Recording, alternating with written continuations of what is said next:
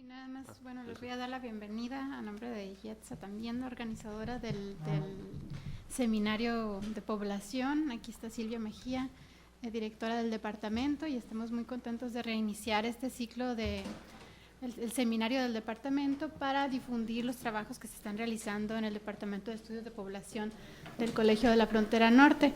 En esta ocasión tenemos a dos presentadores, ambos sobre el tema de violencia. Es un tema de gran impacto y bueno, estamos listos para escucharlos. Bueno, qué bueno que empiezan por el tema de violencia. Yo creo que sí que es muy importante. Inclusive está vinculado prácticamente a lo que hacemos todos aquí, ¿no? O sea, todas las temáticas que tratamos aquí. Y bueno, la ponencia que voy a presentar se va a limitar a las parejas jóvenes de Baja California. Y bueno, luego le vamos a hablar de la fuente y otros aspectos. Hay una autora que plantea que la mayor inseguridad para las mujeres se encuentra en el hogar y no en las calles. Pero dejemos ello como una reflexión posterior, ¿no? Y comencemos nuestra ponencia con otros aspectos sobre esta temática. Sobre la violencia, o la violencia como más acertadamente se está hablando, porque no existen muchas violencias, ¿no? Muchos tipos de violencia. Esta es una problemática que nos afecta además por las implicaciones que tiene, bueno, por su incidencia, o sea, y por el crecimiento que está presentando también en el contexto en que vivimos, ¿no? Particularmente en ciertas regiones del mundo, ¿no? O sea, América Latina ha sido nombrada como ha sido señalada como la región más violenta del mundo, exceptuando el sur de África, ¿no? O sea, el África subsahariana. Y dentro de América Latina, bueno, México tiene un lugar, si no es el principal, o sea, más violento, pero sí ocupa un lugar importante en este funesto medallero, ¿no? Hay indicadores que indican esto y también que indican que la frontera norte, dentro del resto del país, es una de las zonas también de más incidencia de la violencia, y particularmente, bueno, Baja California, ¿no? Vamos a ver que también Chihuahua, sobre todo. Bueno, aquí hablando ya de de cuestiones teóricas al respecto muy generales, ¿no? Hay algunos autores que ubican las causas de la violencia en condiciones individuales, tales como factores biológicos, los cuales generalmente son relegados en nuestros estudios, donde hacemos un determinismo muy grande de las cuestiones sociales, sin olvidar que los condicionantes biológicos también pueden explicar muchas de las problemáticas que estamos analizando, ¿no? Así, por ejemplo, se plantea que en los seres humanos los varones son más violentos biológicamente, ¿no?, que las mujeres, y eso se manifiesta desde antes de cumplir 2 años, inclusive, ¿no? Luego ese tipo de violencia se puede ir cambiando posteriormente, ¿no? Pero bueno, ese es uno de los aspectos que se plantea. También existen otros aspectos vinculados a enfermedades que traen, ¿no? O que durante el embarazo sufren las mujeres, que los hacen más propensos a adquirir, a desarrollar actitudes más violentas, ¿no?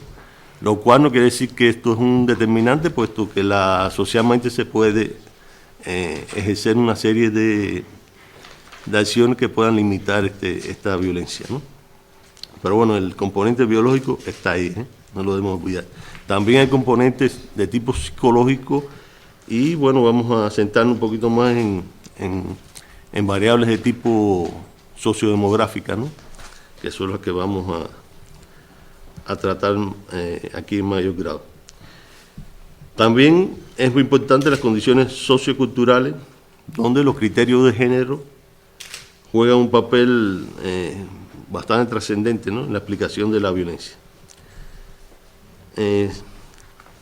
Según la conceptualización que hacen algunos autores, la violencia es una adulteración de las relaciones humanas como producto de las instituciones sociales, tales como la familia, la escuela, los servicios, la policía, las cárceles, todo este tipo de instituciones que brindan servicios de diferentes tipos y que cuando estas instituciones se distorsionan, las permiten, las generan o las recrean, ¿no?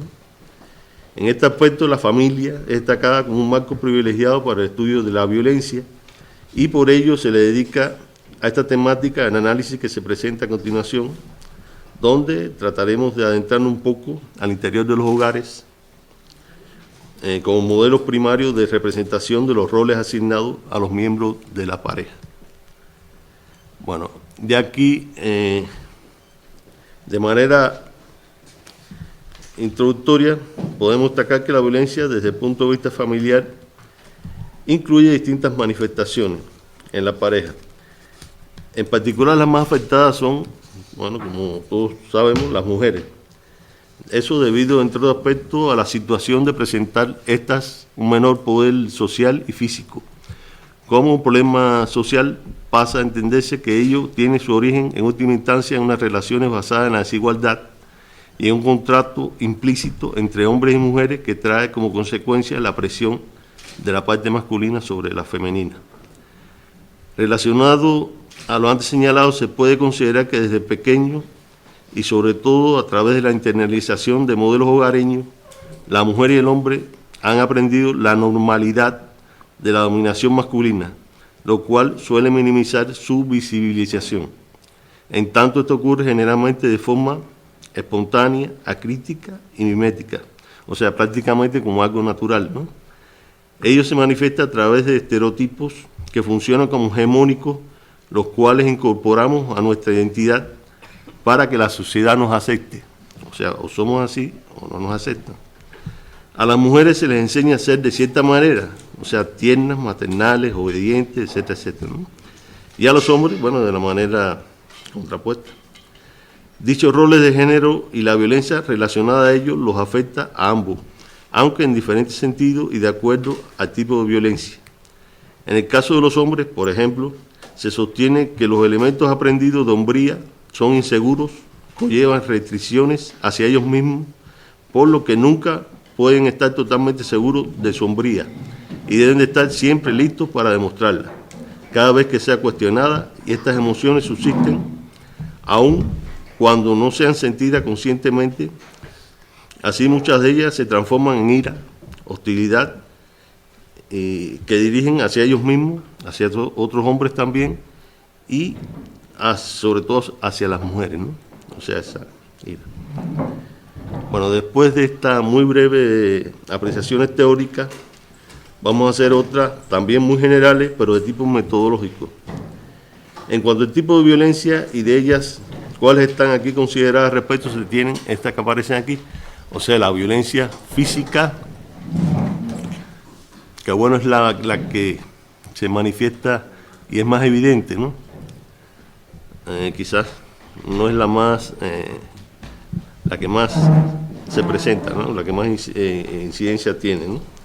Pero bueno, es la más evidente y es la que es también penada, ¿no?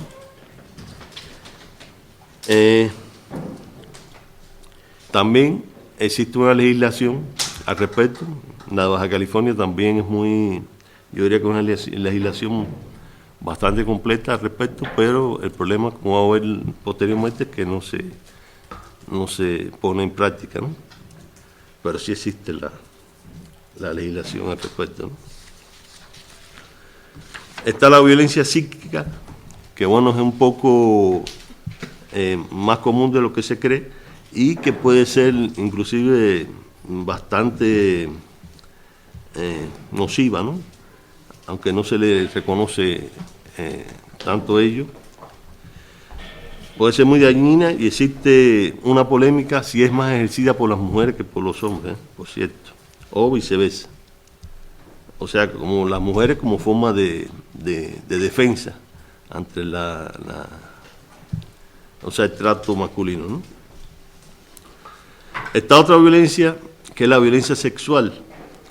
Se plantea que este tipo de violencia se ha legitimado culturalmente y por lo tanto se ha perpetuado por generaciones. A la violencia sexual la acompaña el secreto, lo que dificulta el conocimiento de sus condicionantes, magnitud e implicaciones. Al final vamos a ver algo sobre, muy pequeño sobre eso, ¿no? Pero sí tiene una incidencia bastante importante, pero hay poca información sobre la violencia sexual.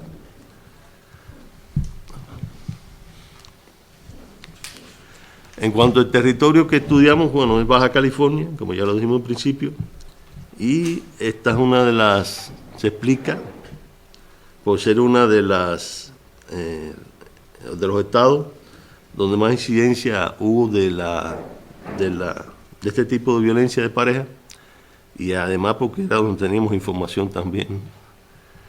Bueno, la población analizada comprende la población de esta entidad de 18 a 29 años de edad que declararon encontrarse en algunos tipos de unión. De los mismos se consideraron las mujeres víctimas y los hombres victimarios. O sea, también hay mujeres victimarias y hombres víctimas, pero bueno, lo más común es esto, ¿no? Por lo tanto, eso fue en lo que nos centramos, ¿no? Las mujeres víctimas y los hombres victimarios. Y bueno, la fuente que utilizamos básicamente fue la encuesta que se hizo aquí en el departamento, una encuesta muy buena. Yo creo que todavía no se ha explotado lo suficiente.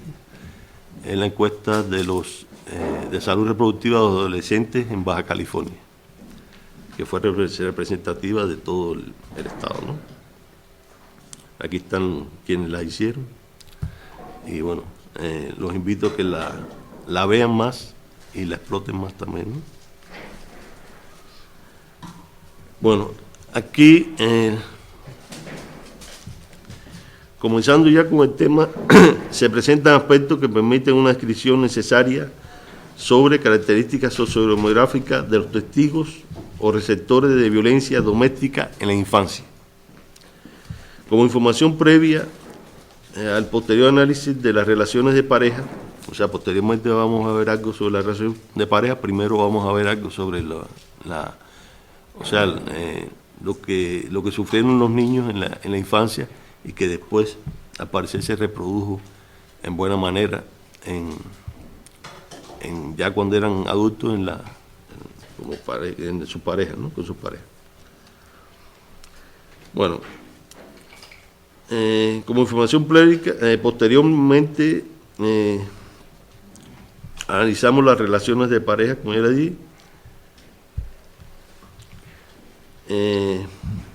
y así tiene que casi una tercera parte de los jóvenes experimentó, ya sea como testigo o como víctima, la violencia en el hogar durante la infancia. Ello afecta en un grado ligeramente superior a los hombres. O sea, los hombres fueron más afectados en la infancia por la violencia, ¿no?, que las mujeres. Es también destacable que la proporción de los que se reconocieron como víctimas fue muy superior a los que solo se declararon como testigos. Dicha desproporción fue muy superior en los hombres, lo que pudiera estar vinculado a que los jóvenes ven como natural, en mayor medida, lo que para las mujeres puede ser reconocido como violencia. Otro aspecto a enfatizar es la incidencia de violencia, significativamente mayor en los hogares en que habitaron durante la infancia los actuales jóvenes de más bajo nivel educacional. Se plantea que la educación solo ejerce influencia de manera importante a partir del nivel secundario. El análisis de la información sobre el estatus migratorio indica que tanto los hombres como las mujeres inmigrantes resultaron ser los que expresaron en mayor medida el haber sido víctimas de violencia en el pasado por parte de su familia de origen, sugiriendo ello que las condiciones de violencia en los hogares del centro del país, donde viene la mayor parte de los inmigrantes de aquí a Baja California, parece ser más acentuada que en el estado de aquí de norteño, ¿no? Sea por patrones socioculturales y o condiciones socioeconómicas asociadas a los jóvenes migrantes. O sea, eso habría que determinar. La otra, por favor. Con respecto a los tipos de violencia experimentados en la infancia, esta muestra valores relativamente bajos y similares para ambos sexos, lo que sugiere, o sea, la psicológica, ¿no?, una posible invisibilización de la misma. Además, los hombres recibieron mayor cantidad de insultos de los padres y mucho menos de las madres que las mujeres, aunque en ambos casos la violencia provino mayormente de algún miembro masculino de la familia. O sea, la violencia ejercida básicamente por los hombres en la infancia. Sobre la violencia física, llama la atención la importante proporción de jóvenes que justifican tales actos considerándolos necesarios o normales, ellos mayormente en los hombres, lo que facilita la perpetuación de la violencia, la cual es, por cierto, casi totalmente ejercida por algún componente masculino del hogar, como dijimos anteriormente, destacándose al respecto el papel particularmente agresivo de los padrastros hacia las niñas. Con respecto a la violencia sexual, esta fue al parecer bastante subdeclarada, presentándose no obstante diferencias interesantes en cuanto al sexo de los que la sufrieron. O sea, ahí se puede ver, ¿no? O sea, después si les interesa algo, lo retomamos, ¿no? O sea, pero bueno, básicamente en el caso de las mujeres, fue algún otro pariente, ¿no? O sea, tíos, cosas así, ¿no? Primos. Y también el padrastro ejerció violencia sexual de una manera importante en las mujeres. En los hombres, en general, bueno, apareció ahí declarado otro pariente, no los padres, ni los padrastros, ni mucho menos. Bueno, en la otra parte. Bueno, la referida problemática de violencia entre las parejas en los hogares afecta a una parte importante de los jóvenes de Baja California y de estos particularmente a las mujeres, razón por la cual se analizará diferentes factores que pueden desencadenarla. La alta incidencia de este tipo de violencia se demuestra en que más de la mitad de los jóvenes de Baja California admitió en la encuesta aquí realizada ser víctima de violencia por parte de su pareja, primando en estas agresiones la violencia de tipo psicológica, por medio de gritos y ofensas, y en menor medida la física a través de golpes o ataques con diversos objetos. Al explorar factores intervinientes en la manifestación de la violencia de pareja, entre los que se pueden encontrar las características sociodemográficas, se destaca la relación nivel educacional víctima de la violencia de pareja, con un marcado mayor porcentaje de afectadas entre las de más baja escolaridad que las de nivel de educación superior. De similar forma, entre los hombres con pareja, se observa que del menor al mayor nivel de escolaridad se reduce la proporción de quienes admiten haber sido sujetos de violencia con su pareja.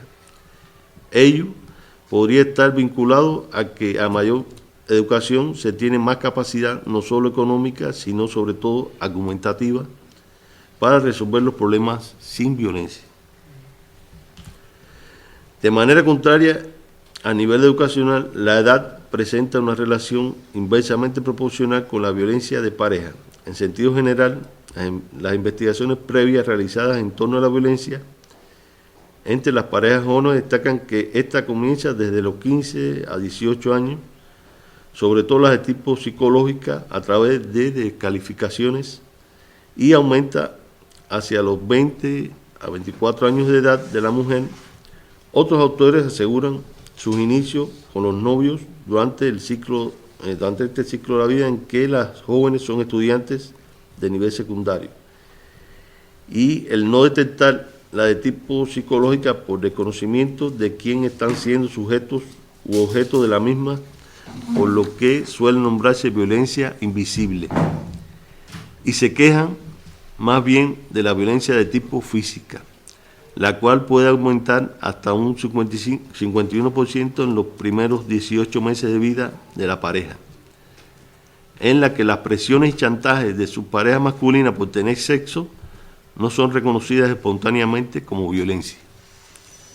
El hecho de ser inmigrante a su vez parece asociarse en mayor grado con la violencia que el de ser nacido en la entidad. Conjuntamente con factores sociodemográficos se encuentran los psicológicos, como uno de los factores de riesgo que aumenta la probabilidad de violencia de pareja de tipo psicológico. Se señala el haber estado expuesto a la misma, ya sea como testigo o como víctima en el núcleo familiar durante la infancia. Poco más de 4/5 partes de las mujeres que fueron víctimas o testigos de violencia en su niñez son ahora objeto de agresión por parte de su pareja con respecto a los hombres. Se presenta también una asociación importante, aunque algo más atenuada, que con las mujeres entre el ser víctima o testigo de violencia en la infancia y victimario en su relación de pareja al ser adulto. De tal forma, la violencia de pareja afecta de manera apreciablemente mayor a los que fueron víctimas o testigos de violencia durante la infancia que a los que no estuvieron expuestos a ello durante la niñez. Lo anterior contrasta empíricamente la idea de que existe relación entre haber estado en contacto con la violencia en la infancia y ejercerla o soportarla en las relaciones de pareja posteriores. Al mismo tiempo, se presentan algunos elementos que permiten asumir que en tanto la mayor parte de las mujeres que se declararon violentadas físicamente por su pareja, como los hombres agresores con sus cónyuges o compañeras, fueron víctimas de violencia y que en ambos casos se reconoce como una conducta aprendida y justificada, tanto en las mujeres el soportarlo como en los hombres en proporcionarlo. Esto según patrones parentales de origen y género ya establecidos y de los cuales comentamos así muy brevemente, ¿no? Resultan de interés los resultados que muestran que las y los jóvenes que declararon no haber estado afectados por la violencia, ni como víctimas, ni como testigos en su infancia, también han tenido problemas de violencia en sus relaciones de pareja, en una proporción cercana a 2/3 partes, lo que aporta otro argumento acerca de que conjuntamente con la influencia de la violencia pasada, aspectos sociomorfáticos antes analizados y otros que no analizamos aquí, constituyen factores asociables a la manifestación de la violencia de pareja. O sea, no todas las personas que experimentaron violencia o la ejercieron en sus parejas en la adultez, la experimentaron en su infancia y también viceversa, ¿no? O sea, muchos de los que sí las experimentaron no la ejercieron. Por lo tanto, hay una parte ahí que no se explica nada más por esto, ¿no? Y bueno, es algo que queremos seguir trabajando también. En cuanto a las causas de la violencia física, se aprecia que las mujeres que reconocen haber sido maltratadas a través de la violencia física,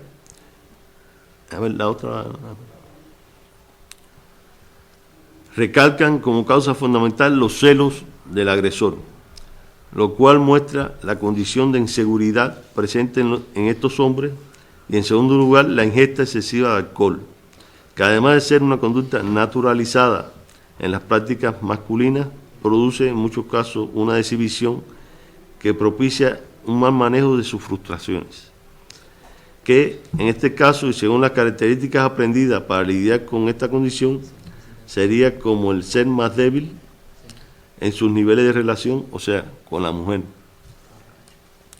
En lo referido al paso de la denuncia, solo una ínfima proporción de las mujeres jóvenes de Baja California, víctimas de violencia física por parte de su pareja, la denunciaron a las autoridades. Y aún así, es de resaltar que en ningún caso se evidenció que los encargados del Partido de Justicia hicieran algo al respecto.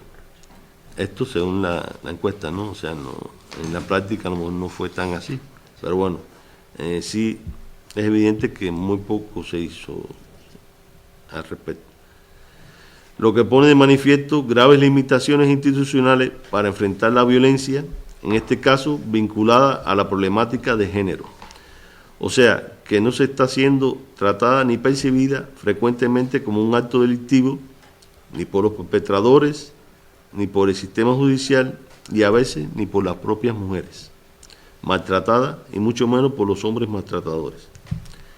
La causa de ellos pueden ser similares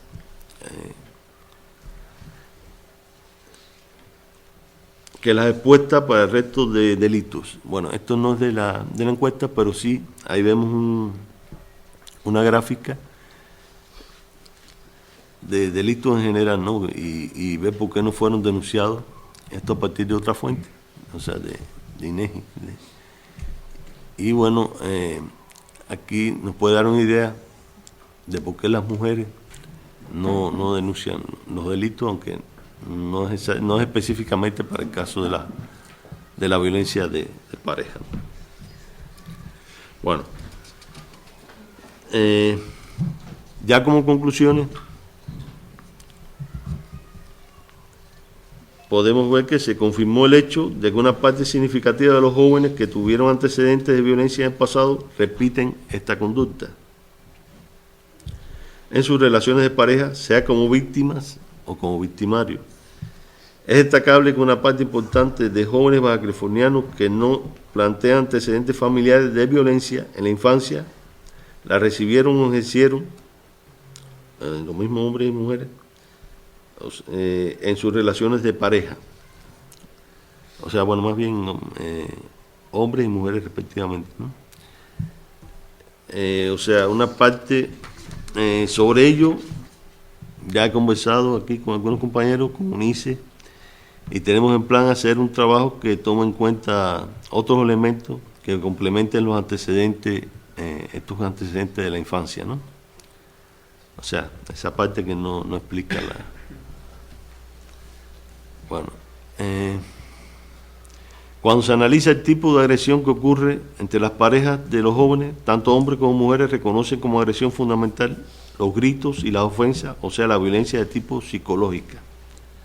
Sobre las causas de violencia física referido anteriormente, se podría agregar que las razones dadas por los hombres y las mujeres no coinciden precisamente. O sea, los hombres dan otras razones que no fueron las que mostramos ahí mostramos solo las de las mujeres. No es exactamente la misma que dan los hombres, ¿no? Bueno,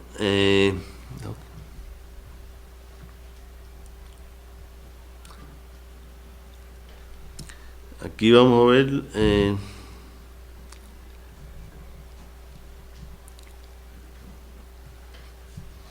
bueno, aquí tanto las niñas como los niños experimentan violencia de manera dominante a través de actos del actor del sexo masculino, o sea, los hombres, particularmente en las agresiones físicas, en lo que la participación de los padrastros y los padres fue muy significativa, ¿no?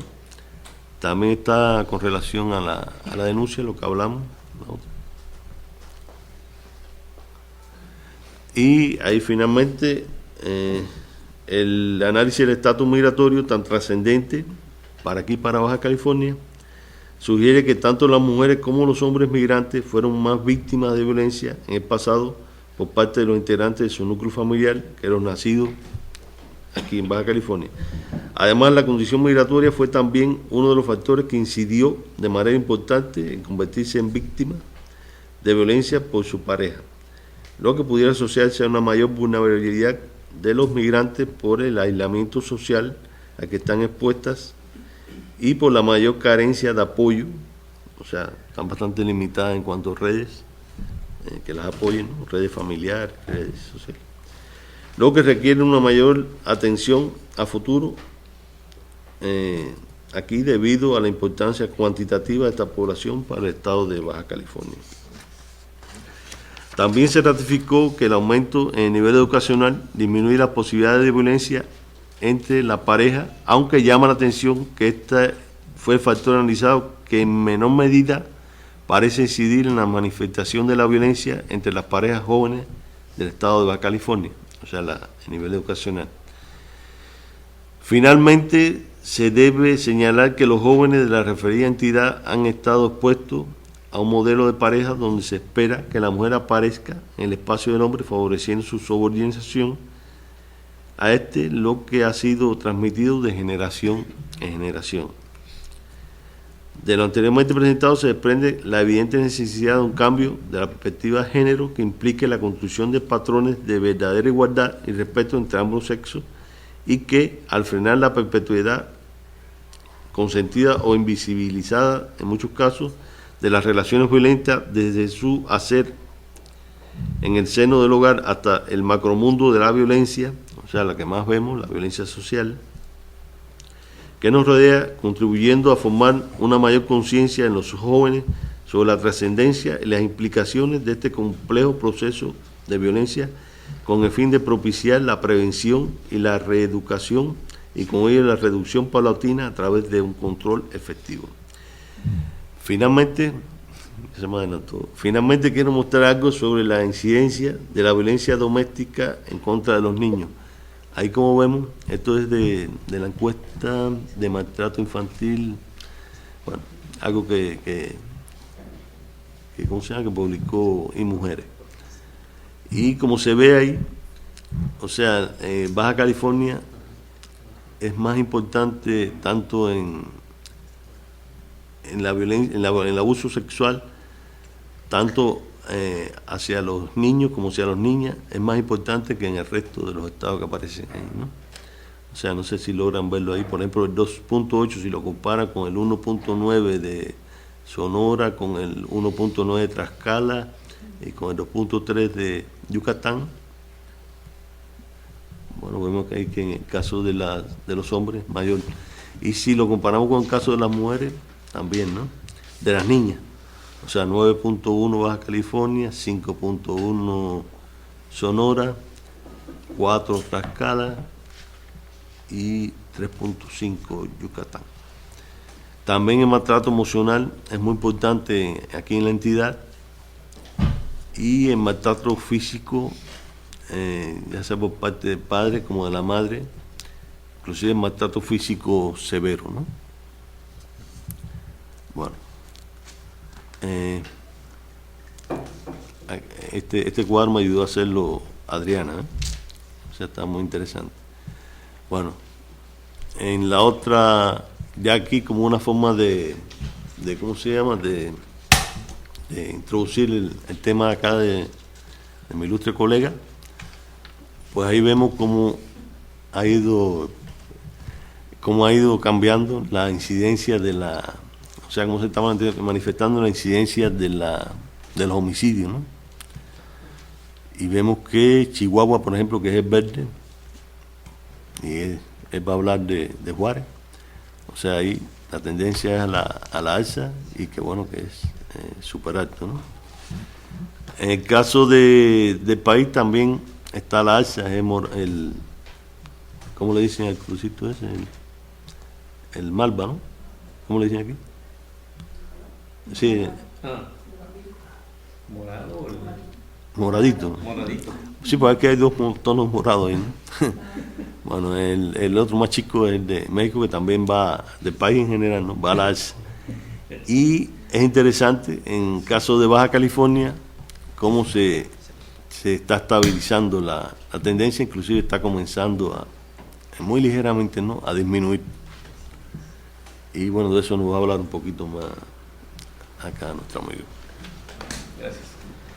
No, me parece un cuadro muy, muy interesante porque refleja algo que, curiosamente, antes de iniciar esta presentación, nos hicieron una entrevista y me llamó la atención una de las cosas sobre las que yo pretendo elaborar, que es sobre los discursos.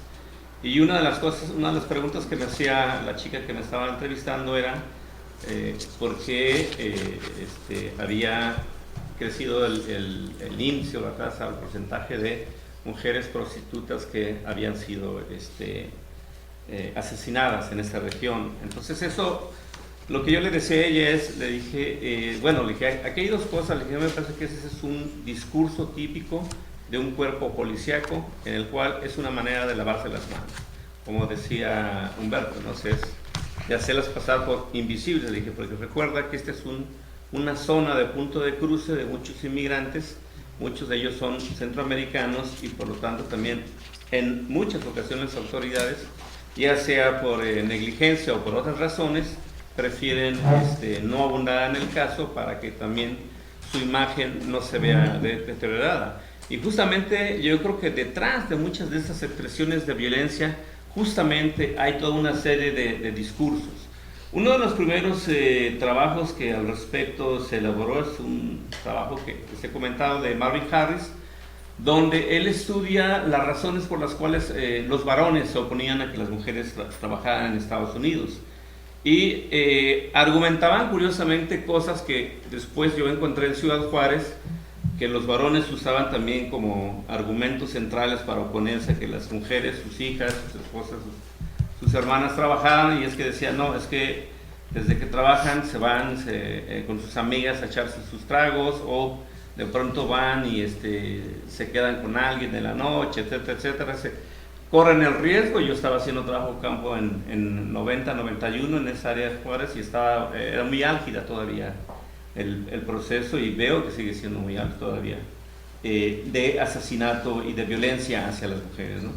Entonces, este tipo de asuntos lo que nos hace reflexionar es qué hay detrás de este tipo o de estos diferentes tipos de violencia hacia las mujeres, y por qué hacia las mujeres, ¿no? En un texto clásico, Diane Scully se pregunta ¿por qué son los hombres generalmente los que leen más literatura pornográfica? ¿Por qué son los hombres generalmente los que ejercen violencia? Si uno regresara más atrás a la autora Lerner, que estudió el origen del sistema patriarcal a nivel mundial, y ella dice que básicamente tenía que ver con relaciones asimétricas de poder que se daban entre varones y mujeres. Pero bueno, vamos a entrar un poco al... trabajo intenta establecer, aunque todavía no ha llegado al nivel de los tabulados, mostrar una serie de expresiones de violencia que se dan en zonas fronterizas y en zonas donde hay población migrante mexicana. Y bueno, estoy en ese proceso, pero hay ya bastantes cosas adelantadas que son bastante interesantes, casi todas de índole cualitativo, y que bueno, habría que explorar. Entonces, quiero llamar la atención de un texto que quizás les resulte familiar, de Nathan. Es una periodista de Juárez que refiere que, hablando sobre esa cuestión del trabajo en las maquiladoras, que las diferencias entre el trabajo y el ambiente de género revelaban las diferencias entre la percepción del trabajo y el ambiente sexuado que existe entre mujeres trabajadoras de México y los Estados Unidos. La autora comenta que algunas mujeres norteamericanas que habían perdido su trabajo como consecuencia de la firma del TLC en 1994, cuando visitaron las maquiladoras de la Ciudad Juárez, encontraron que las mujeres que trabajaban en esta industria no parecía que iban a trabajar debido a la forma en que vestían, o con minifaldas, o como si estuvieran acudiendo a una fiesta elegante. Recuerden el libro de Norma Iglesias, La flor más bella de la maquiladora, ¿no? Las trabajadoras norteamericanas llamaron la atención sobre la atmósfera laboral sumamente sexuada que predominaba en estas. Este aspecto de género en las maquiladoras puede ser percibido a través de las noticias laborales que difunden los periódicos, particularmente sobre lo que esperan de las mujeres que aspiran a trabajar en estas industrias. Aunque estas políticas de reclutamiento laboral pareciera que están dirigidas directamente hacia las mujeres, el hecho de enfatizar aspectos femeninos para obtener un trabajo también impacta en los hombres, en su percepción de otros hombres y de sí mismos. El hecho de privilegiar ciertos aspectos femeninos, buena presentación, más que sus habilidades laborales, o concebir estas habilidades como algo intrínseco a las mujeres, le otorga al sexo de las mujeres mucha más importancia que las capacidades laborales. De esto se derivó por algún tiempo la visión de que las mujeres son más puntuales, más disciplinadas u obedientes, más pacientes y que cuentan con manos más tersas y adecuadas para ciertas actividades. Evidentemente detrás de esto hay todo un discurso patronal en el cual se trataba pues de aprovechar las características y las condiciones de las mujeres, como sucede cuando realizan trabajo en Estados Unidos, que evidentemente si están en calidad indocumentadas pues van a tener o a percibir menos beneficios que las mujeres que sí tienen los documentos apropiados para trabajar. La distinción entre aquellos hombres que admiten ser violentos y los que lo niegan no es tan importante, dado que el objetivo central de atención es comprender y explicar qué ganan los hombres a través de la violencia, independientemente de sus excusas, justificaciones o discursos, en una sociedad contemporánea abrumadoramente violenta. Diferentes investigaciones demuestran que para muchos hombres violentos, las motivaciones para golpear mujeres, violarlas o asesinarlas no son actos irracionales, inconscientes ni incontrolables. Constituyen actos deliberados y muchas veces planeados. Para algunos hombres, la violencia, en cualquiera de sus formas, es usada como un método de venganza o de revancha y castigo. Para otros hombres, la violencia es percibida como un bono agregado mientras ejercen dicha violencia u otro tipo de acto criminal o delictivo. En otros casos, los golpes, la violación y el asesinato de mujeres es usado como un mecanismo para obtener acceso sexual con mujeres no disponibles o inalcanzables para este tipo de hombres y para otros varones, y en ese sentido constituye una fuente de poder y de sexo impersonal. Algunos autores comentan también que al aplicar una perspectiva sociocultural respecto a la violencia que ejercen los varones sobre las mujeres, se apoya o parte de varios supuestos, que las culturas pueden y generalmente generan predisposiciones respecto a los comportamientos que son definidos como desviaciones, es decir, desviaciones normales. Asumo, dice uno de los autores, que por ejemplo las violaciones, la violencia doméstica y otro tipo de agresiones son en su gran mayoría comportamientos socialmente aprendidos. Autores como Hammer y Maynard concluyen, por ejemplo, que investigaciones recientes revelan la existencia de una estructura social compleja, donde el poder, la desigualdad y la opresión funcionan a través de líneas de género socialmente construidas, y en este sistema, particularmente en países del tercer mundo, la violencia en sus múltiples expresiones es usada como un mecanismo de control sobre las mujeres. En este sentido, los teóricas han subrayado que el predominio del dominio masculino, las múltiples formas de violencia, beneficia a todos los hombres, no solo a aquellos que actualmente golpean mujeres, las violan o las asesinan. En este sentido, la existencia de la estratificación basada en género es sustentada y reforzada a través de las instituciones legales, económicas, sociales y de índole político, mismas que se apoyan en el orden social institucional imperante, incluida la iglesia, la escuela, la familia y otras instituciones que muchas veces incluso desarrollan, como es el caso de la legislación, y ahorita que mencionaba Humberto este caso del avance, yo cuestionaría mucho el avance de la legislación de Chihuahua, y el mejor ejemplo es el caso de Paulina, ¿no? Alguien que pedía hacer que se le practicara un aborto, ya dado que había sido violada y no se le permitió. Si hubiera estado en el DF, probablemente hubiese tenido mayores posibilidades. Yo la legislación de Baja California, no de Chihuahua. Ah, perdón. Entonces sí es muy avanzado. Dado que se suele atribuir de manera acrítica la violencia como componente del machismo, autores como Mirandés señalan que el punto de vista predominante en las ciencias sociales acerca del machismo mexicano tiene un contenido absolutamente negativo. Esta perspectiva sostiene que los orígenes de la excesiva masculinidad puede ser rastreada hasta el periodo de la conquista española, constituyendo una compensación para la población colonizada carente de poder, y que en ese sentido los sentimientos de inferioridad asumieron un carácter hipermasculino, agresivo y dominante. Existe un segundo punto de vista menos conocido que se basa en la cultura popular, particularmente en las películas y las canciones, mismo que refleja una imagen más positiva, quizás una concepción idílica de carácter nacional y la cultura mexicana. Más que enfocarse en la violencia y el dominio varonil, esta segunda perspectiva asocia la evolución del machismo a cualidades del macho con distintos códigos de ética. Machos, de acuerdo con esta perspectiva positiva, se basa en códigos de ética que resaltan humildad, respeto de uno mismo y otros, honor y valentía. Quizá lo más significativo de esta segunda perspectiva es que ser macho no implica cualidades como fuerza física asociada a habilidad, sino cualidades internas tales como integridad, compromiso, lealtad y lo más importante, fuerza de carácter. Mirandé comenta también que concepciones del mundo acerca del machismo no varían significativamente por región, aunque existen diferencias significativas según estatus socioeconómico. Varones con más educación formal, con mayor ingreso y con ocupaciones profesionales han mostrado mayor probabilidad de tener una concepción positiva del mundo en términos de igualdad. No necesariamente todos, pero él encuentra esto como una tendencia. El autor indica que otra importante y quizás paradójica conclusión es que el sentido positivo de ser macho es esencialmente una cualidad andrógina, tal como la hembra, la mujer, es la contraparte femenina del macho. Embrismo, similarmente, no es demostrado a través de atributos externos, tales como dureza, belleza física, senos grandes, sexualidad o sensualidad o excesiva feminidad, sino a través de cualidades internas tales como orgullo, dignidad, coraje, perseverancia ante adversidades y autoestima. La otra parte con la que estoy intentando ligar esta cuestión y que de alguna manera también es fuente de expresiones de violencia, lo había señalado ya Ariza en el año 2000.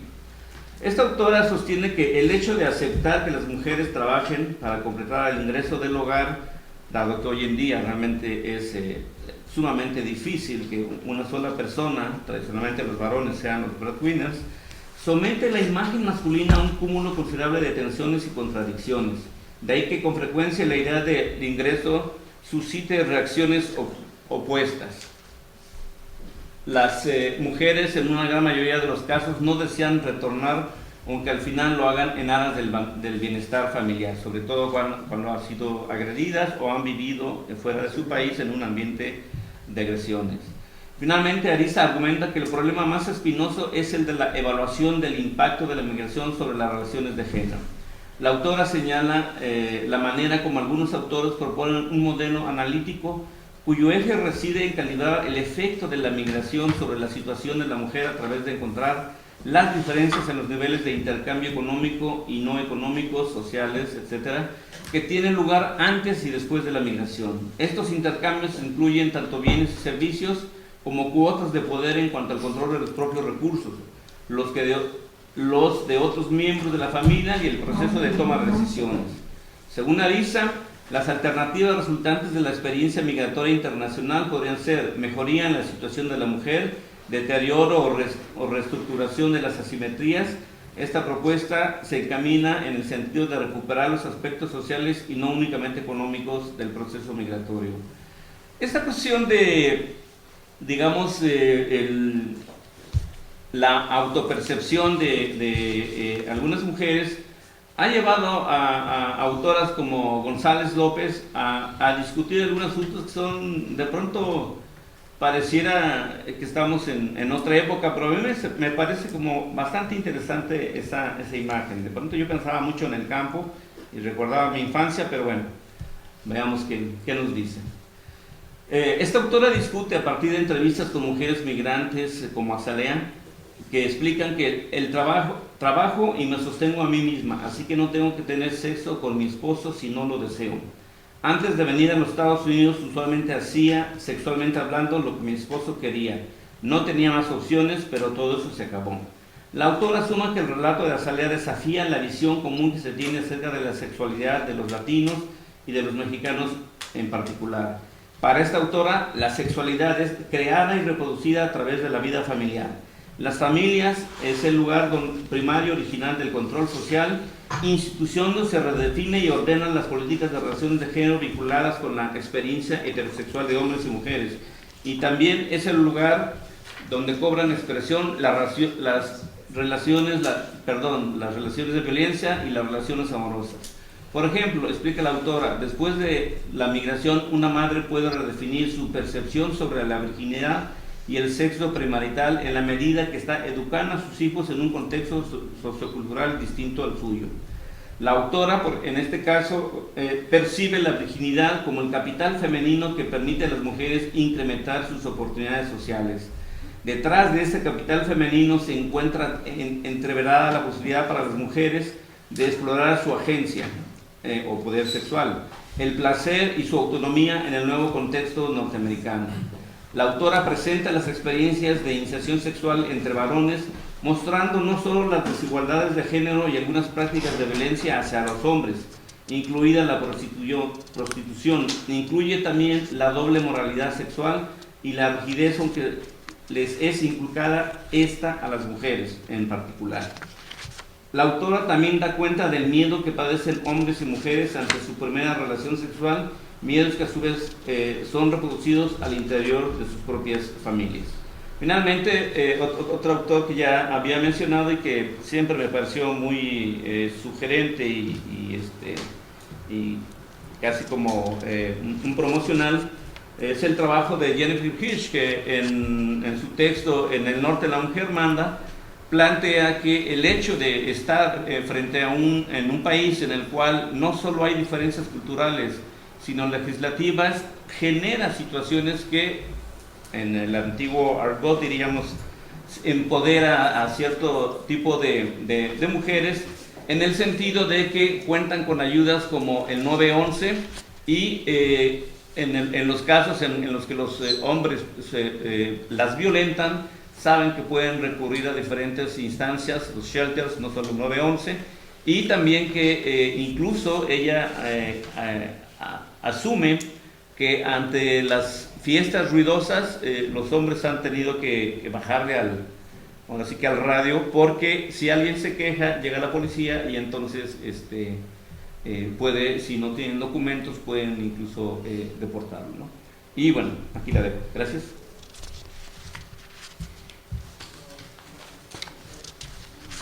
Les agradecemos a Humberto y a Germán sus participaciones. Una disculpa porque no mencioné sus nombres completos al inicio, y ustedes tampoco. Acá el amigo, todos estamos entre amigos, pero teníamos a Humberto González Galván, de origen cubano, como todos se percataron, los que no lo conocían, egresado del doctorado en Ciencias Sociales del COLEF, con una experiencia amplia en fecundidad y cuestiones de violencia de pareja. Y Germán Vega, quien es egresado de la Universidad de Texas en Austin, del doctorado en Sociología, que también tiene desde los 90 realizando trabajo de campo en cuestiones de violencia y cuestiones de género en la frontera. Y bueno, después de que nos llevaron por cuestiones más de encuesta, más duras sobre los niveles de violencia, Germán nos explica algunas causas, hipótesis que se han manejado en torno a qué causa la violencia en general, y también nos transitamos, ¿no?, de la frontera a las migrantes también en los campos agrícolas en Estados Unidos. Entonces nos dio bastantes imágenes de lo que es la violencia y de las expresiones de las mujeres que trabajan y que están luchando en contra de esos estereotipos de género.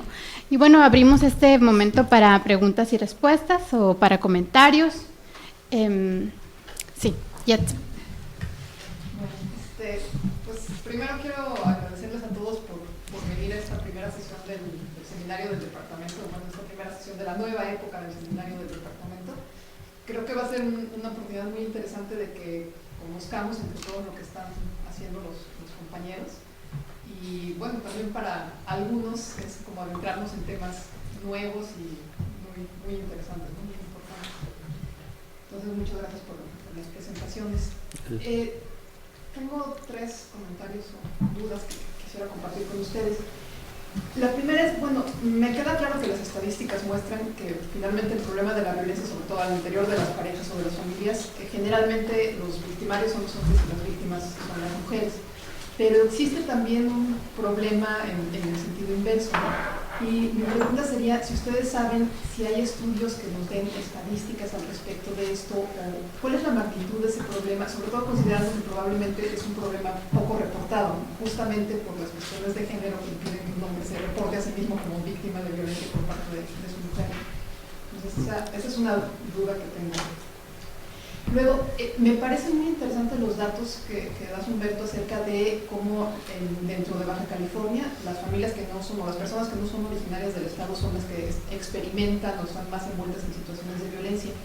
Y lo que te quería preguntar es si hicieron algún análisis en el que controlaran por el efecto, por ejemplo, del nivel socioeconómico o educativo, porque Sí entiendo este concepto de que podría ser que los estados de origen de esas personas sean estados donde hay una mayor normalización de la violencia o alguna cuestión así, pero luego en otra tabla que mostraste, donde se muestran, creo que Tabasco, Tlaxcala y Sonora, no hay tantas diferencias entre esos tres estados, entonces no parecería que eso pudiera del todo explicar la situación de violencia que afecta a los que migraron a Baja California. Entonces, ¿qué otros análisis hicieron? ¿Qué otras posibilidades habría por ahí? Y finalmente una cuestión entre metodológica y ética que quisiera compartir con ustedes es que, bueno, recientemente estuve participando en una investigación sobre trabajadoras sexuales que habían sido víctimas de trata de personas. Y uno de los hallazgos muy importantes e interesantes era justamente esta normalización del trato violento de todo tipo hacia ellas, donde ellas ni siquiera percibían algunas cosas como violencia, como coerción, así. Lo que a mí me resulta muy conflictivo es cómo presentar ese resultado en un artículo o en una ponencia o lo que sea, sin de alguna manera estar diciendo, bueno, lo que pasa es que estas personas ya están acostumbradas, ¿no? O estas personas ni siquiera entienden lo que les está pasando. O sea, es como desde una posición de privilegio de uno como investigador, presentar o tratar de hablar del mundo de personas que han vivido situaciones realmente tremendas de ser vulneradas en sus derechos humanos más básicos, ¿no? Entonces, como que sí me cuesta un poco de trabajo cómo hablar de esto, ¿no? Por ejemplo, decían hace rato, bueno, podría ser que en estas familias no haya algo así como recursos para la negociación de los conflictos, ¿no? Entonces, ¿cómo decir eso sin que se trate de una estigmatización de estas personas? De decir, bueno, ellos no saben y yo sí sé, ¿no? Cómo se deberían de negociar los conflictos. Bueno, yo creo que seguimos con las preguntas y al final les damos un tiempo para que respondan. Sí. ¿Alguien más? Yo quería comentar, bueno, yo tengo una preocupación con el tema de violencia. Primero agradezco mucho la combinación de los dos ponentes porque uno nos habló más sobre, vamos a decir, algunas posturas teóricas, algunas explicaciones, y por otro un caso muy específico con información empírica de una fuente pues que sabemos que es una información confiable. Yo tengo la impresión, bueno, no muchos demógrafos trabajan el tema de violencia. Es un tema que se trabaja más por el lado de la psicología, la salud pública, etcétera. Pero en demografía no hay mucho. Y en ese sentido siento que la demografía puede hacer una aportación importante en este sentido. La preocupación que yo tengo sobre el tema de violencia, primero es de que parece que la violencia es algo nuevo, cuando que es algo que siempre ha existido. Su origen lo tiene desde la desigualdad entre los individuos, no solamente por sexo, sino por edad, condición física, etc. Entonces, cuando se generan datos, pareciera que estamos viviendo un problema de violencia que jamás se había dado y que ahora es nuevo. O sea, no se puede dimensionar el problema. Entonces, en el caso de Humberto específicamente, tú nos permites identificar algunas cuestiones y se vuelven muy valiosos los datos. Pero a mí me gustaría ver la posibilidad de que también nos dieras información acerca de, bueno, y cómo era, vamos a decir, la situación en México o en Baja California, no sé, 20 años atrás. O sea, ¿qué información nos puede decir si la violencia que estamos viviendo hoy es más o lo que sucede es que la estamos declarando más? Sí, o sea, como una especie de dimensión. Este es un dato para entre los tres estados que tiene que ver con los homicidios. Pero hablando de violencia de pareja, que es la que es el tema específico tuyo, no sé, necesitaría yo tener, bueno, las señoras eran golpeadas más en el pasado o son más golpeadas hoy en día. Y tiene que ver con esta cuestión de la estigmatización y con el aspecto que menciona Germán, de que este es un fenómeno universal, se da en todas las sociedades, no hay ninguna en que no se dé, La diferencia es, vamos a decir, la frecuencia o las características con que se presenta. Y siento que en la biología sería muy importante que nosotros nos dedicamos a generar datos, tal vez no a las explicaciones, que están más en el contexto de otras disciplinas, ayudar a dimensionar, no contextualizar, dimensionar el tamaño del problema. Y yo creo que esa es un poco como la demografía, de qué tamaño es la migración, de qué tamaño es el crecimiento demográfico, de qué tamaño es la violencia en relación al pasado. Eso a mí me parece fundamental, porque parece que estamos hablando de un fenómeno nuevo, y la literatura demuestra que no es un fenómeno nuevo. A lo mejor lo que es nuevo es el reportar los hechos y el que estamos generando estadísticas más finas acerca de esto. Entonces yo quisiera saber lo que sería, ustedes, Humberto, tú y Teresa, que trabajaron con esto y pensaron mucho y estuvieron argumentando, ¿qué pensaron, qué se plantearon en relación a dimensionar el tamaño del problema hoy en día entre la población joven en relación a, no sé, cómo se da en otros lugares, por ejemplo Cuba, o cómo se da en México en relación al pasado? O sea, yo quisiera conocer esa reflexión. Tenemos una intervención más de Silvia, de Yolanda. Sí, recientemente, bueno, ayer y en otras oportunidades se ha trabajado el tema de violencia social aquí en el colegio a partir de un proyecto que ya empezó desde hace más de un año y que ha ido, digamos, evidenciando situaciones de los distintos estados, en algunos casos características y casi que singulares en los estados, y para el caso de Baja California y de Tijuana en particular ya se han venido haciendo estudios más particulares sobre aspectos a través de los cuales se refleja este tema o este problema de la violencia social.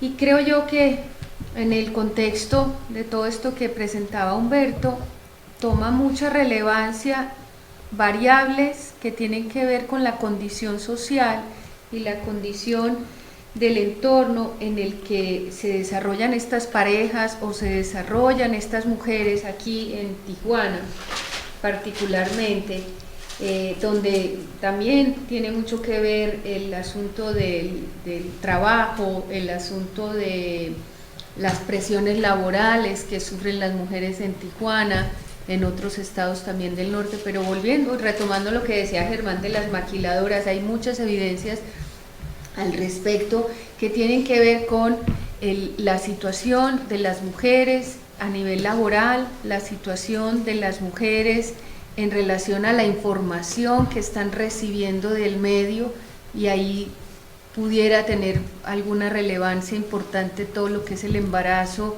en adolescentes en este estado.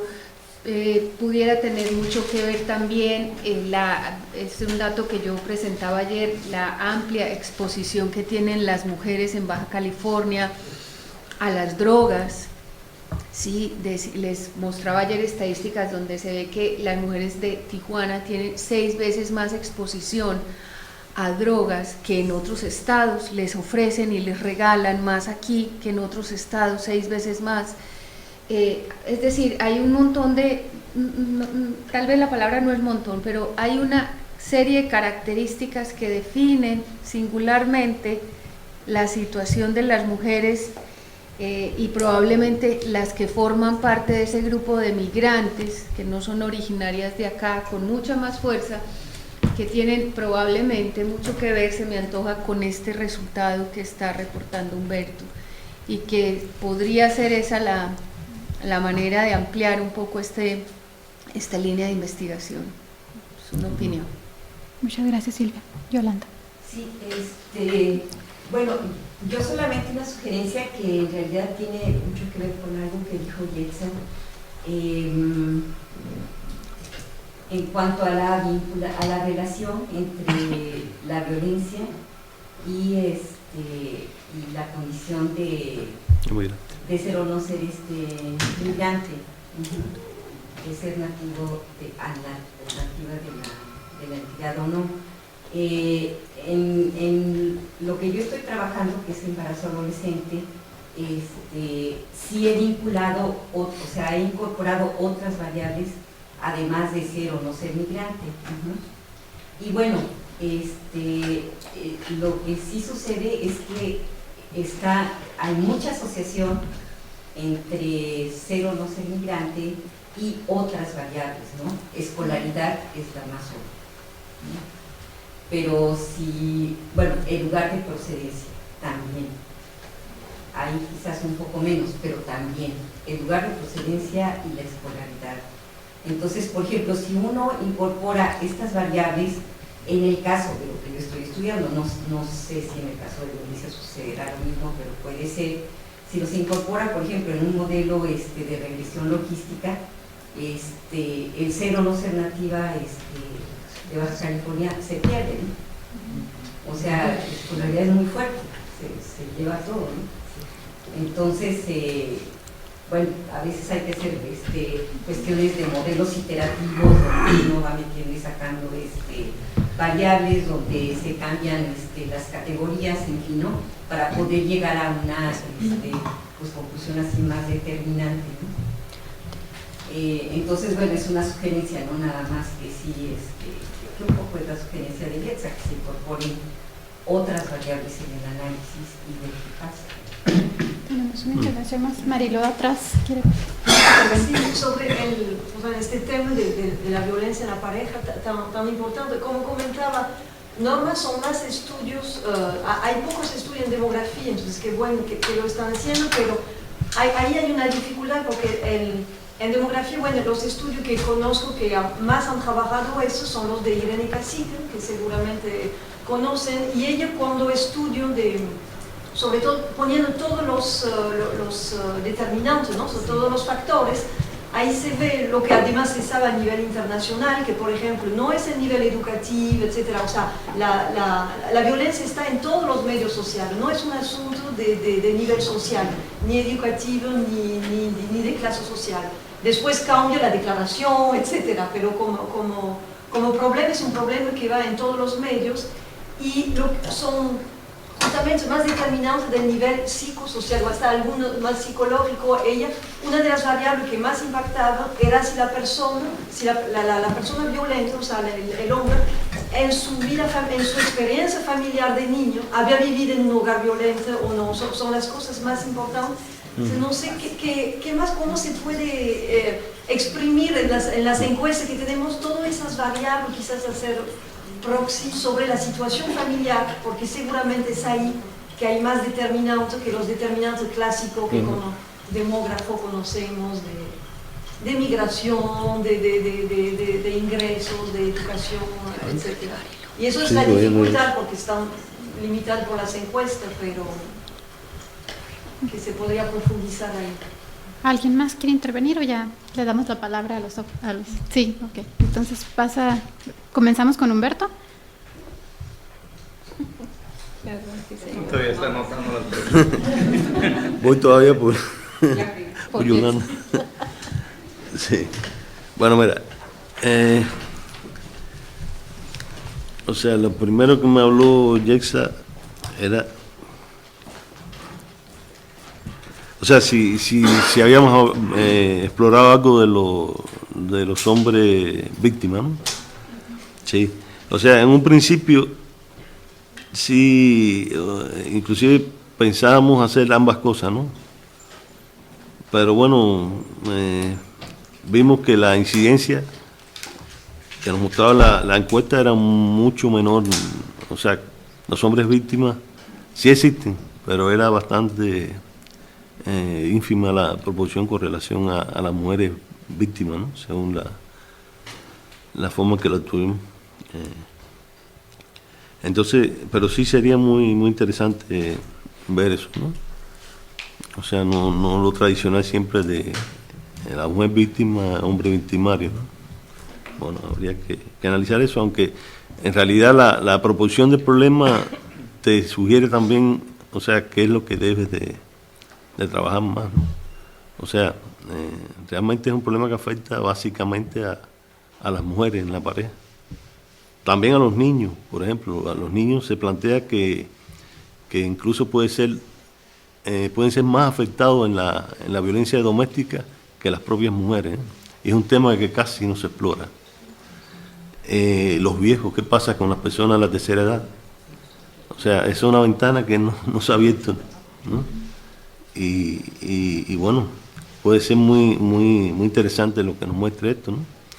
Inclusive las personas minusválidas con problemas.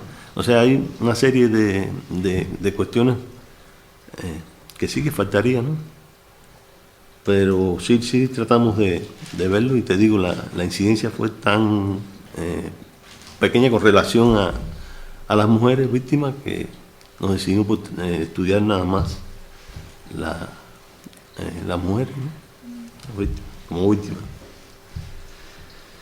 Sobre los aspectos, si los aspectos económicos tuvieran que ver en la manifestación de y no tanto o sea, si hicimos algún tipo de análisis, sí hicimos esas regresiones, ¿no?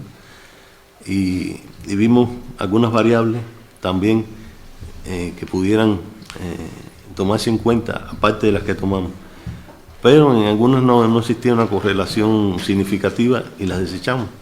Por eso tomamos estas que tomamos, porque sí eran variables que nos mostraban que sí había una correlación importante, ¿no? Pero con relación a esto de lo económico, sí sería lo que determinaría que el comportamiento de mayor riesgo, ¿no? De sufrir violencia para los migrantes. Yo creo que, o sea, tengo la opinión, ¿no? O sea, faltaría fundamentarla más, pero yo creo que no es lo económico. O sea, juega un papel, ¿no? Pero, por ejemplo, el capital social quizás pueda ser más importante con relación a poner a los migrantes como una población más afectada por la violencia, que la misma tener recursos o no. O sea, habría que explorar de todas maneras más eso que tú dices. Y en este caso no lo exploramos porque realmente la fuente, o sea, ya hay para cuestiones de ingreso y eso sí o sea, pensamos que no era una fuente hecha para ese fin, ¿no? Y no pudimos incluir eso, pero sí sería interesante, ¿no? Aunque me gustaría más todavía ver la cuestión esta de las redes sociales y este tipo de cosas, ¿no? Que pueden poner más en desventaja a los migrantes que al resto de la población. ¿Qué otra cosa? ¿Ya, verdad? Pasamos con lo que...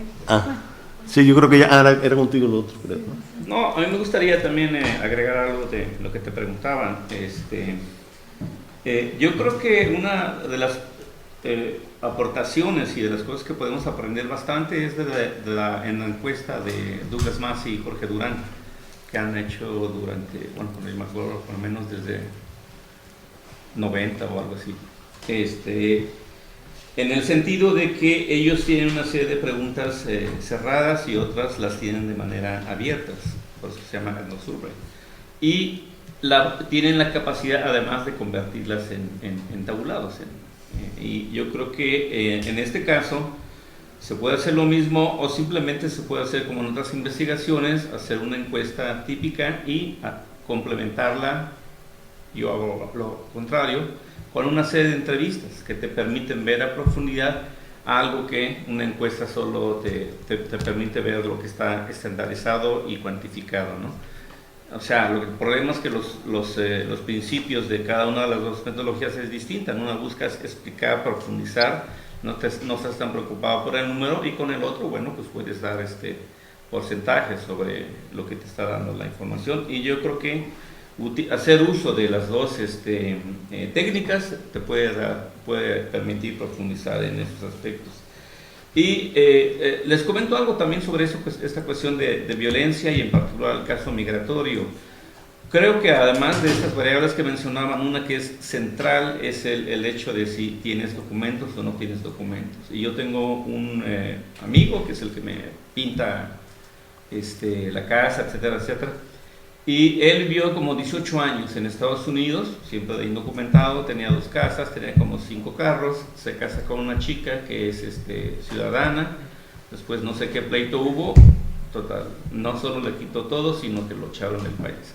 Y la única razón por la cual realmente no pudo recuperar nada era porque era indocumentado, ¿no? Para esa época la legislación estaba todavía mucho más dura contra ellos, ¿no? Entonces también te permite entender cómo esa situación les hace muy vulnerables. Es igual que toda esta población que se viene en la famosa Besia, ¿no? En el ferrocarril desde el sureste mexicano. Entonces, en ese sentido, cuando tú empiezas a ver una serie de variables o de asuntos que te permiten estar en una situación, o que te colocan en una situación más vulnerable, pues vas a entender con mucho más facilidad las razones de por qué se da mayores niveles de violencia, o por qué, como dicen algunas autoras, cuando regresan las mujeres mexicanas, pierden muchos de los la relativa autonomía que habían adquirido en Estados Unidos, ¿no? O sea, los usos y costumbres, y allí es otra la cuestión que es importante.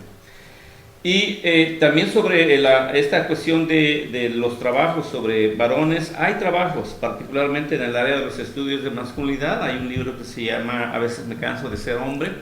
Es un libro muy interesante, pero la mayoría de los estudios de masculinidad han primado más las entrevistas a profundidad, colectivas, etcétera, etcétera, que las encuestas, porque, como les decía, no están muy preocupados por cuantificar el fenómeno, que yo creo que están mal, pues, o sea, que sí habría que cuantificarlo, y lo que están tratando es de entenderlo y buscar las raíces, y sí, te puedes meter a rastrear 30, 40 años a través de una serie de entrevistas colectivas con las familias, ¿no? Entonces yo creo que solo es cuestión de saber usar las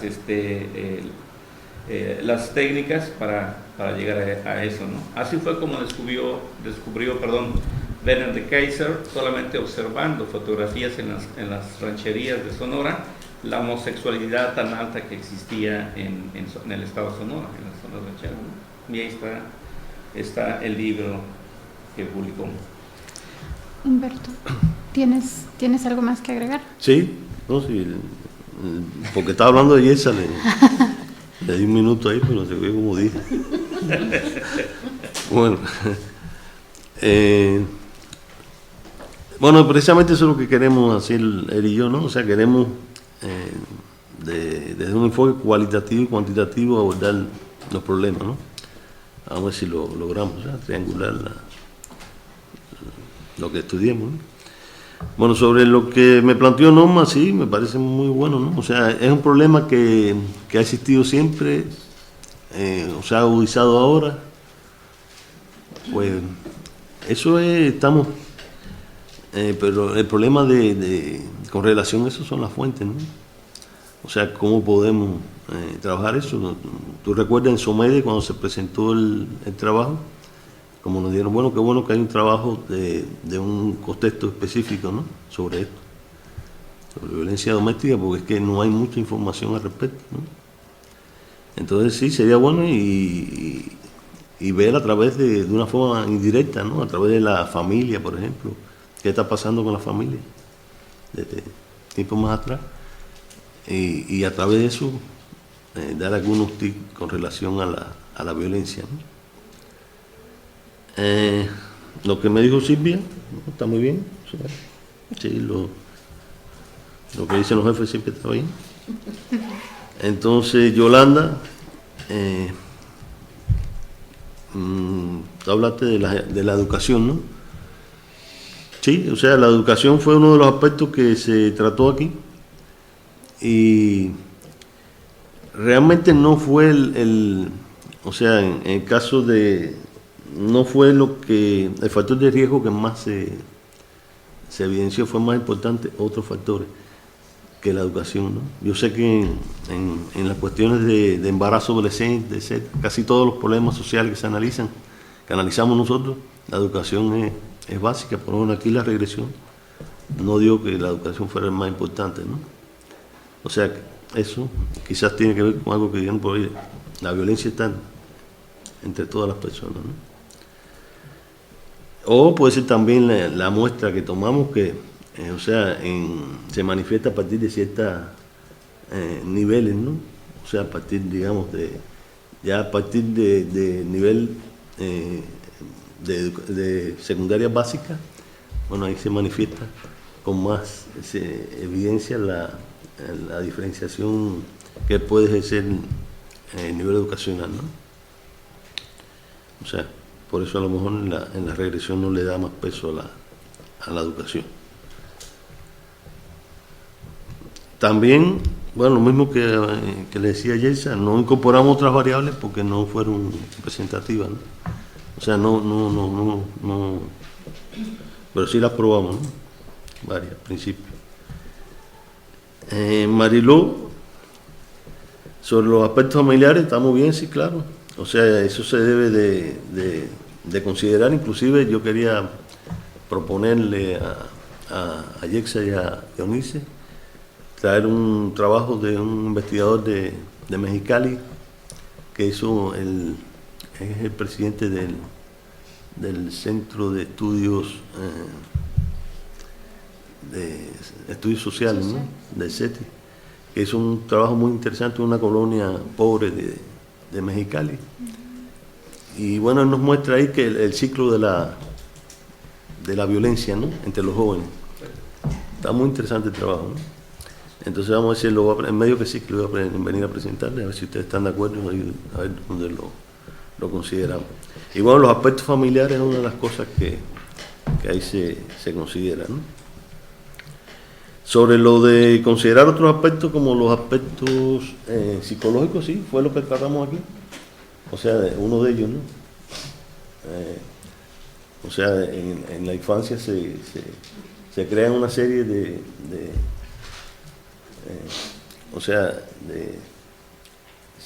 se crean lo que después se transmite en etapas posteriores de la vida, ¿no?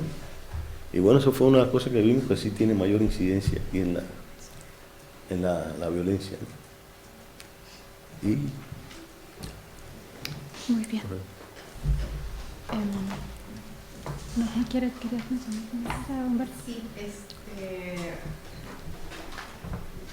en relación, bueno, a lo que es violencia, como sabemos hay problemas desde cómo se define y cómo la percibe la persona y a veces el reporte. Pero en relación a los datos que tú das, específicamente hablando de la población de 18 a 29 años de edad, bueno, ya nos permite identificar algunas cosas. Yo te quería preguntar, ¿tienen algún dato? Tengo el artículo, medio lo leí, pero no sé detalle. ¿Algún dato que nos diga, o sea, ¿cómo te diré? El tema de la violencia hoy en día incluso es una realidad, por supuesto, algo está donde quiera la vemos, pero también la siento como una especie de moda, de alguna forma. O sea, habiendo trabajado el tema de familia y violencia doméstica van de la mano, han existido de toda la vida. Entonces, ahorita algo que yo quisiera evitar, vamos a decir, es que en un momento dado se hable de que este es un problema que está ocurriendo entre la población joven y es un problema de los jóvenes, como que los adultos no, ellos no están tocados por esto. A eso me refería el problema de dimensionar el tema, porque que yo recuerde en la casa de mi abuela se golpeaban niños, se daban cachetadas. O sea, a eso me refiero, la importancia en un momento dado desde el punto de vista demográfico, vamos a decir, de que quede claro que este no es un problema de los jóvenes, es un problema que existe a nivel de la sociedad norteña, baja californiana, en este caso porque se está estudiando el tema. Entonces, no sé si tengan algún dato que en un momento dado nos permite contextualizar, vamos a decir, de qué tamaño es el elefante a nivel de la sociedad de Baja California y compararlo con qué tamaño es el elefantito o elefantotote más grandote de los jóvenes entre 18 y 29 años de edad. yo estuve buscando el elefante ese y no lo encontré. Bueno, sí sé, por ejemplo, lo que me dio la encuesta, que más de la mitad de los jóvenes sí, o sea, están afectados por la violencia de pareja, ¿no? Y en el resto del país no pude encontrar, o sea, esa información, ¿no? Y bueno, eso gracias a la encuesta, porque no sé de dónde sacar la fuente que me permita eso, ¿no? Con relación a si es una cosa nueva o no, o de los jóvenes nada más, bueno, yo creo que no, como tú dices, no es de los jóvenes ni es de ahora, pero bueno, no por eso se va a dejar de estudiar ahora, ni los jóvenes. Bueno, yo trabajo jóvenes, o sea, la temática que me preocupa, yo creo que los jóvenes es una parte muy importante de la población, porque, o sea, ellos son los que van a marcar o sea, muchos comportamientos de los otros problemas que se vean, ¿no? Con relación a la importancia de la violencia doméstica, ahí sí me extrañó un poquito lo que dijiste, ¿no? O sea, la violencia doméstica es la mamá de la violencia social, ¿no? O sea, se genera la violencia social dentro de los hogares. O sea, tienes que conocer primero qué pasa en los hogares para después hablar qué pasa en la sociedad, ¿no? O sea, lo más visible es lo social, lo que ocurre en la calle, pero lo que ocurre en el hogar es el condicionante principal de lo que ocurre en la calle, y por lo tanto hay que estudiarlo. Se plantea inclusive que bueno, hay indicadores al respecto, ¿no? O sea, este indicador que hemos manejado nosotros sobre los años perdidos ¿cómo se llama? Que se nombra, avisa, años vividos en ¿Salud o? En salud, ¿no? Algo así, ¿no? Avisa, algo así le llaman.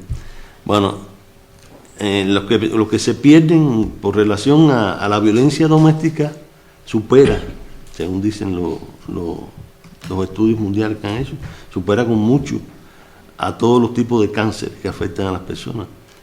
O sea, es más dañina la violencia que cáncer. Se puede decir así de una forma muy simplona, ¿no? O sea, inclusive a los accidentes, en fin de cuentas. O sea, es súper importante conocer la violencia doméstica, ¿no? Y bueno, no es una moda, yo creo, es una necesidad. O sea, ahí sí no estoy de acuerdo contigo. Bueno, yo creo que... ¿Quieren continuar? Teníamos el tiempo más o menos de 1:30 para el seminario, y bueno, queremos respetar también el tiempo de los demás que apartaron esta 1:30 para llevarlo, para acudir. Yo creo que fue muy interesante las participaciones de ambos y también los comentarios y la dinámica que se dio posterior. Les agradecemos su presencia, sobre todo a Humberto y a Germán por prepararse para exponernos sus resultados y sus reflexiones en torno a la violencia.